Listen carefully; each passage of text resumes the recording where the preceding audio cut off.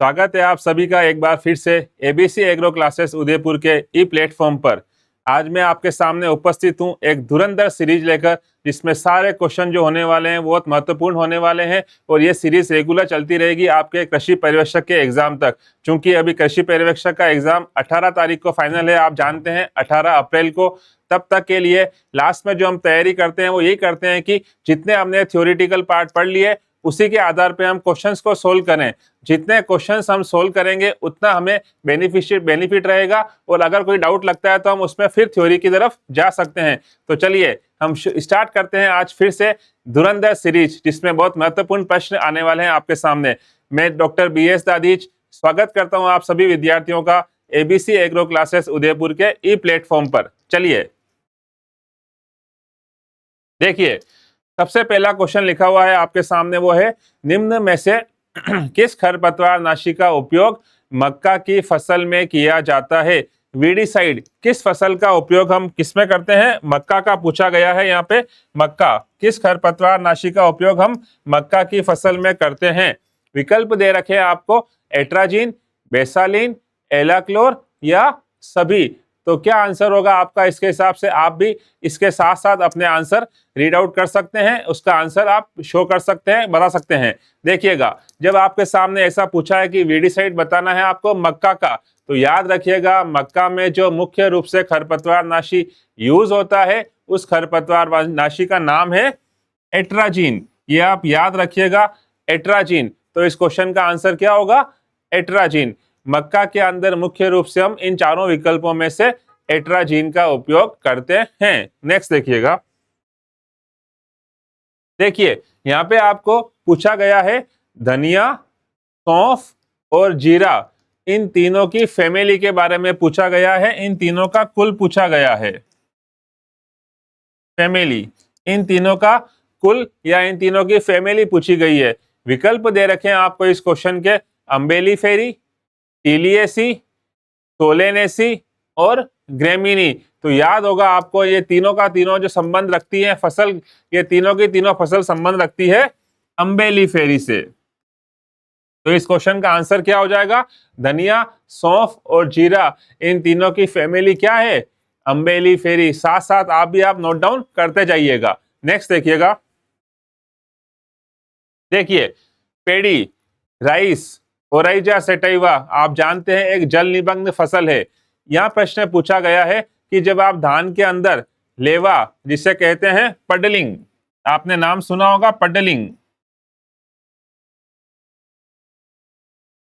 धान में पडलिंग कितनी गहराई पर करी जाती है। विकल्प दे रखे हैं आपको इस क्वेश्चन के, 5 सेंटीमीटर, 10 सेंटीमीटर, 15 सेंटीमीटर या 20 सेंटीमीटर। तो आप जानते हैं कि पडलिंग जो हम करते हैं वो एक परिष्करण की प्रक्रिया है, जो कब कहाँ करते हैं? जब बहुत पूरा फील्ड पानी से भरा हुआ होता है, और हम इसलिए करते हैं कि उसमें कीचड़ का थोड़ा सही डेवलपमेंट हो जाए। और इसका पर्पस क्या होता है? ट्रांसप्लांटिंग। याद रखिएगा, ट्रांसप्लांटिंग।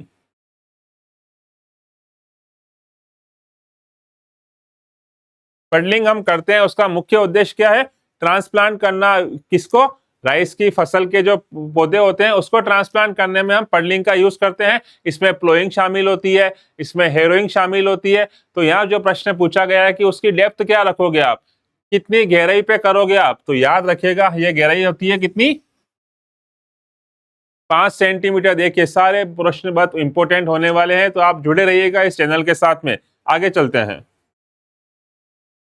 ठीक, देखिए एक बहुत इंपॉर्टेंट क्वेश्चन है ये, बहुत सारे एग्जाम में पूछा गया है, कंफ्यूजन भी होता है। इस प्रश्न को मैं लिखा गया है, यूरिया में बाई यूरेट की मात्रा कितनी होनी चाहिए। बाई का मतलब क्या होता है? दो यूरिया मिलके एक अमोनियम बाहर निकल जाता है, तो जो बाकी प्रोडक्ट बचता है उसको हम क्या बोलेंगे? By urate. तो यहाँ प्रश्न पूछा गया है कि यूरिया के अंदर बाई यूरेट की उच्चतम मात्रा, अधिकतम सीमा कितनी होनी चाहिए। विकल्प दे रखे हैं आपको, 1%, 1.5%, 2% या 2.5%। तो याद रखिएगा, जब भी यूरिया में बाई यूरेट की अधिकतम मात्रा की बात आएगी उसका आंसर हमेशा 1.5 होगा। 1.5%, ये आप याद रखिएगा। यूरिया में बाईयूरेट की मात्रा 1.5 से ज्यादा नहीं होनी चाहिए। ठीक है, आ रहा है आपको समझ में? देखिएगा, फिर देखिए एक क्वेश्चन फिर खरपतवार से लिखा हुआ है, वीड्स। खरपतवार क्या होता है? अगर आपसे पूछे खरपतवार होता क्या है, तो याद रखिएगा, खरपतवार वे अवांछित पौधे होते हैं जो वहां पाए जाते हैं जहां उनकी आवश्यकता नहीं होती है। ये बात आप जानते हैं। जेथरो टुल को क्या कहा जाता है? खरपतवार विज्ञान का जनक कहा जाता है। यहाँ प्रश्न पूछा गया है कि खरपतवार पौधे से सर्वाधिक प्रतियोगिता, मैक्सिमम कंपटीशन, इन चारों में से किसके लिए करते हैं? विकल्प दे रखा है आपको, स्थान के लिए, जल के लिए, प्रकाश के लिए, या भोजन के लिए। तो ये देखिए, ये तो आप अच्छे से जानते हैं कि जब खरपतवार पौधे से प्रतियोगिता करते हैं तो वो किस किस के लिए करते हैं? हर चीज के लिए प्रतियोगिता करते हैं, चाहे वो पानी हो, चाहे वो भोजन हो, चाहे वो स्थान हो, चाहे वो प्रकाश हो। लेकिन यहाँ पूछा गया है कि अगर एक ही चीज बतानी हो, आपको बेस्ट ऑप्शन बताना है कि पौधे सबसे ज्यादा प्रतियोगिता किसके साथ करते हैं, तो याद रखिएगा उसका आंसर हो जाएगा जल के लिए, वाटर। हाईएस्ट कंपटीशन जो फसलों और खरपतवारों के बीच में होता है वो मुख्य रूप से किसके लिए होता है? पानी के लिए। जल ही जीवन है, आप जानते हैं। ठीक है, आगे देखिएगा। देखिए एक स्टेटमेंट दे रखा है, वो स्टेटमेंट लिखा हुआ है आपके सामने कि भू परिष्करण ही खाद है, और पूछा गया है कि यह स्टेटमेंट किस वैज्ञानिक ने दिया। विकल्प दे रखे हैं आपको इसके, जेथरो टुल, पीटर डी क्रेसेंजी, स्वामीनाथन, या बोरलॉग। तो आपसे पूछा गया कि ये जो स्टेटमेंट है कि टिलेज इज मैन्योर, भू परिष्करण ही खाद है, यह किस वैज्ञानिक ने कहा? तो याद रखिएगा यह स्टेटमेंट दिया गया था पीटर डी क्रेसेंजी के द्वारा। और आप जानते हैं पीटर डी क्रेसेंजी को हम फादर ऑफ एग्रोनॉमी भी बोलते हैं, सस्य विज्ञान के जनक।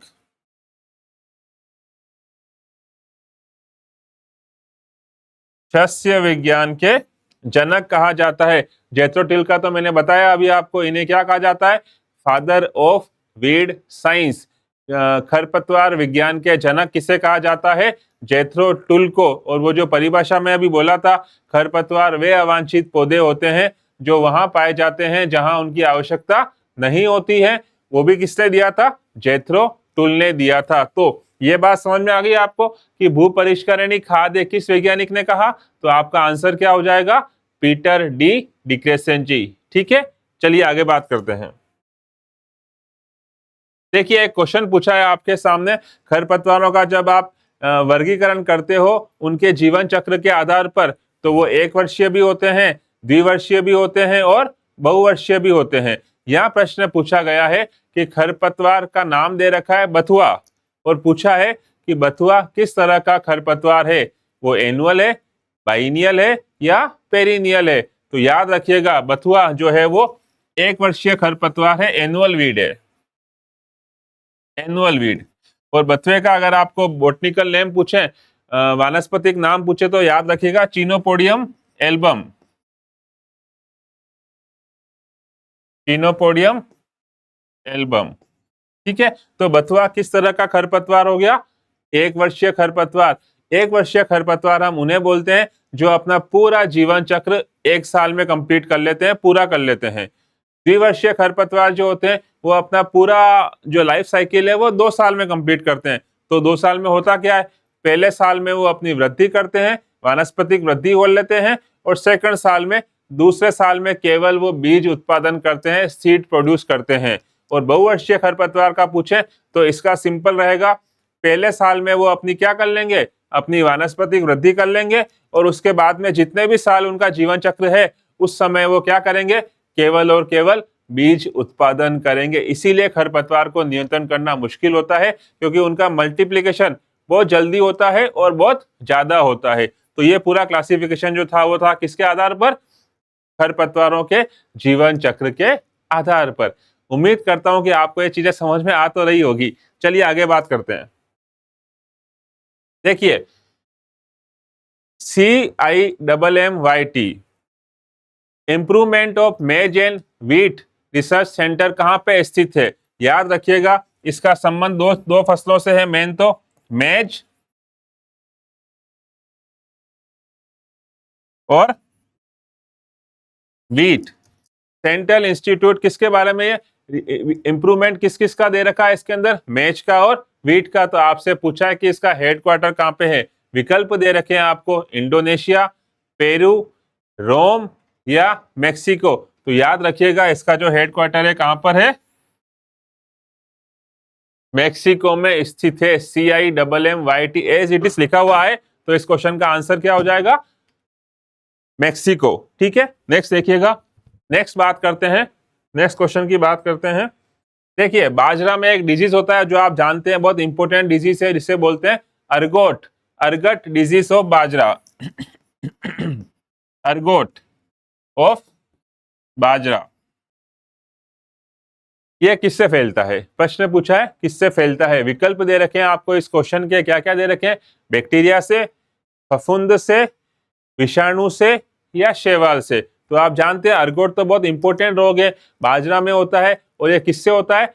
फफूंद से होता है, फफूंद।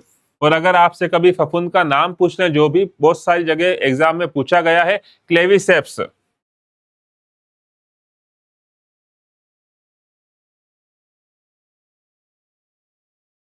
ठीक है, क्लेविसेप्स याद रखिएगा, बाजरा में अर्गट रोग। ठीक है, आगे बात करते हैं। देखिए एक इंपॉर्टेंट नाम दे रखा है जिसे बोलते हैं DIP, destructive insect pest act. ये एक नियम है, ये नियम बना गया है। कीट एवं जीवाणु अधिनियम कब लागू हुआ था? इसे शॉर्ट फॉर्म में क्या बोलते हैं? DIP, destructive insect pest act. ये एक नियम है, और पूछा गया कि ये कब लागू हुआ था। विकल्प दे रखे हैं आपको, 1968, 1966, 1934 और 1914। तो याद रखिएगा कीट एवं जीवाणु एक्ट कब स्टार्ट हुआ था?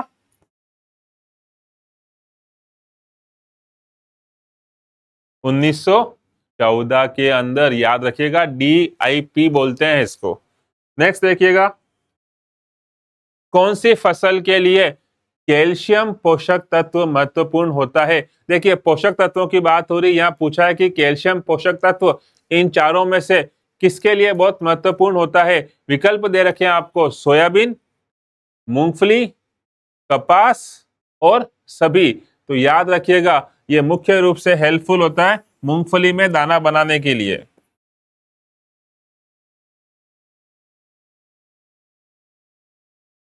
मूंगफली में दाना बनाने के लिए बहुत हेल्पफुल होता है। पोपिंग आपने नाम सुना होगा, कैल्शियम की कमी से ही होता है, मूंगफली में दाना नहीं बनता। उसका रीजन क्या होता है? कैल्शियम। तो याद रखिएगा कैल्शियम सबसे महत्वपूर्ण किस फसल के लिए हो गया? मूंगफली के लिए, जिसे क्या कहा जाता है? एरेकिस हाइपोजिया। नेक्स्ट देखिएगा,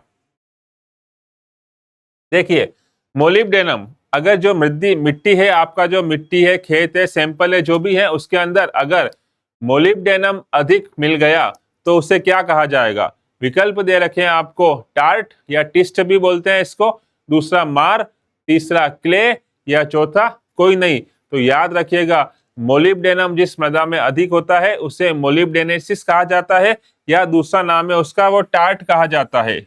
इसको देखिए ऐसे भी लिख सकते हैं TAERT, या टिस्ट भी बोल सकते हैं TEAST। ठीक है, जो आपको समझ में आए, ऑप्शन दोनों में से एक ही मिलेगा आपको। तो इस क्वेश्चन का आंसर क्या हो गया?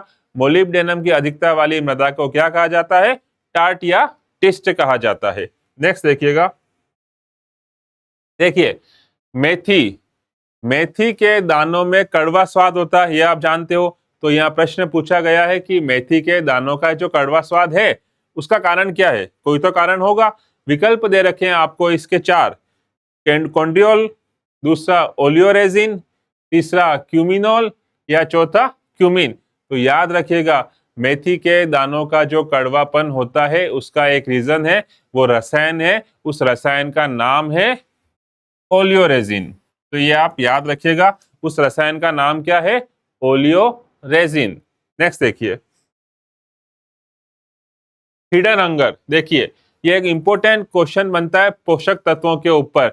लिखा क्या है, लिखा है हिडन हंगर। हिडन का मतलब क्या होता है, छुपी हुई। हंगर का मतलब क्या होता है, भूख। इसका मतलब हुआ कि छुपी हुई भूख मतलब पोषक तत्वों की कमी तो है, लेकिन वो उसके लक्षण पौधे के द्वारा प्रकट नहीं किए जा रहे हैं। इसे कहा जाता है हिडन हंगर, छुपी हुई भूख। प्रश्न के ऑप्शन दे रखे हैं आपको, पोषक तत्वों की कमी, पोषक तत्वों की अधिकता, पानी की कमी या प्रकाश की कमी। तो मैंने अभी बताया आपको क्या होता है, जमीन के अंदर अगर पोषक तत्वों की कमी है तो कुछ पौधे कमी होने पर भी उसके लक्षण प्रकट नहीं करते हैं, वो छुपे हुए रहते हैं। इसी को कहा जाता है हिडन हंगर। तो यहाँ पे जो आंसर होगा इसका, किसके कारण से हो रहा है ये, पोषक तत्वों की कमी के कारण। इस कारण से इस क्वेश्चन का आंसर क्या होगा, पोषक तत्वों की कमी। यहां तक बात समझ में आई आपको। नेक्स्ट देखिए, तिल, सिसेमम इंडिकम। प्रश्न पूछा गया है तिल का उत्पत्ति स्थल क्या है इन चारों में से। विकल्प दे रखे हैं आपको, अफ्रीका, चीन, ब्राजील या एशिया। तो याद रखिएगा तिल का जो ओरिजिन प्लेस है, नेटिव प्लेस है तिल का, वो है अफ्रीका। सिसेमम इंडिकम बोलते हैं तिल को, सिसेमम इंडिकम। तो आपसे पूछा गया था तिल का उत्पत्ति स्थल क्या है, तो इसका आंसर क्या हो जाएगा, तिल का उत्पत्ति स्थल कहां माना गया है, अफ्रीका को माना गया है। नेक्स्ट देखिएगा, देखिए उर्वरक आपने सुना होगा, स्ट्रेट, मिक्स्ड, कॉम्प्लेक्स, कंपाउंड, अलग अलग तरह के उर्वरक होते हैं। यहां प्रश्न पूछा गया है एकल उर्वरक का उदाहरण इन चारों में से कौन सा है। विकल्प दे रखे हैं आपको, urea, NPK grade, DAP di ammonium phosphate बोलते हैं जिसको, या सभी। तो देखिए एकल का मतलब क्या होगा, उसमें केवल एक ही पोषक तत्व मिलेगा। तो हम जानते हैं यूरिया से 46% नाइट्रोजन की प्राप्ति होती है और इसमें केवल नाइट्रोजन मिलता है, इसीलिए इसे एकल उर्वरक कहा जाएगा। और अगर आपसे यह पूछ लें कि यूरिया में नाइट्रोजन पौधों को किस रूप में उपलब्ध होता है, तो उसका आंसर भी आप लोग जानते हैं, उसका आंसर है एमाइड के रूप में अवेलेबल होता है। एनपीके ग्रेड तो तीनों मिल रहे हैं, नाइट्रोजन, फास्फोरस, पोटेशियम। डीएपी की जब बात करो तो उसमें दो मिलते हैं, di ammonium phosphate 18% nitrogen, 46% phosphorus. तो उसमें तो दो दो मिल रहे हैं, किसी में तीन मिल रहे हैं। यहाँ पे आपको पूछा था एकल बताना है, तो एकल का जो एग्जैक्ट आंसर है वो क्या है, यूरिया। किस रूप में मिलता है, एमाइड।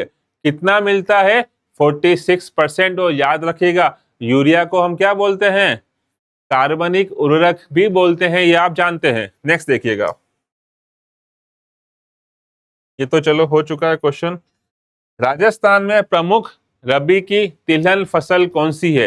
राजस्थान में रबी की प्रमुख तिलहन फसल कौन सी है। विकल्प दे रखे हैं आपको, सरसों, अलसी, सोयाबीन या तारामीरा। तो ये तो सिंपल क्वेश्चन है, आपको पता है राजस्थान में रबी की जो तिलहन फसल है वो कौन सी है, मुख्य रूप से सरसों, ब्रेसिका स्पीशीज।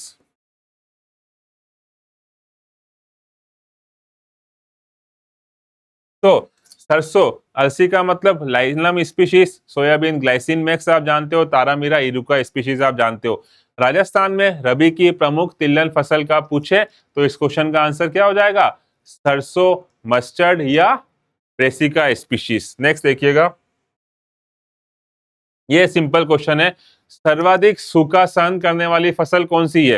ये तो आप जानते हो, सूखा सहन करने वाली सबसे ज्यादा फसल कौन सी है, उसका आंसर है बाजरा, पेनिसिटम स्पीशीज बोलते हैं, आप जानते हैं। अच्छा, यहीं पे क्वेश्चन बनता है फिर, कैमल क्रॉप किसे कहा जाता है।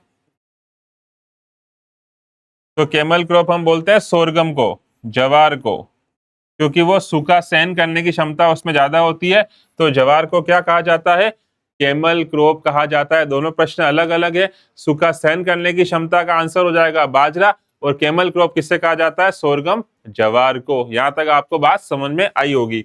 नेक्स्ट देखिएगा, DWR। देखिए DWR, directorate of wheat research, wheat गेहूं, गेहूं, डायरेक्टरेट ऑफ व्हीट रिसर्च कहाँ स्थित है? डायरेक्टरेट ऑफ व्हीट रिसर्च मतलब हुआ गेहूं अनुसंधान अनुदालय कहाँ स्थित है? डायरेक्टरेट को आप अनुसंधान केंद्र बोल सकते हो, जो भी आपको समझ में आए, लेकिन DWR का हेडक्वार्टर कहाँ है? विकल्प दे रखे हैं आपको, जबलपुर, करनाल, बीकानेर या नई दिल्ली। तो आप याद रखिएगा, व्हीट रिसर्च का जो डायरेक्टरेट है वो कहाँ पे है? करनाल, हरियाणा में, करनाल हरियाणा में। और ये जो फर्स्ट नाम दे रखा है जबलपुर, यहाँ पे आप जानते हैं बहुत सिंपल सा इंस्टीट्यूट था, national research centre of weed science. खरपतवार अनुसंधान का संबंध पूछे तो जबलपुर है, लेकिन यहाँ पे गेहूं का पूछा हुआ है, इस कारण से इस क्वेश्चन का आंसर क्या हो जाएगा? DWR का हेडक्वार्टर कहाँ पे है? तो आप क्या बताएंगे इसका आंसर? करनाल हरियाणा बताएंगे। क्या बताएंगे? करनाल हरियाणा बताएंगे। तो देखिए, अगर आपसे सिंपल क्वेश्चन पूछा जाए तो आज जो मैं आपके सामने बहुत इंपॉर्टेंट प्रश्न की सीरीज लेके आया था, उसमें उम्मीद करता हूं कि आपको ये सारे प्रश्न समझ में आए होंगे। जुड़े रहिए इसी तरह के धुरंधर प्रश्नों के लिए ABC एग्रो क्लासेस उदयपुर के ई प्लेटफॉर्म से। बहुत बहुत धन्यवाद आप सभी का।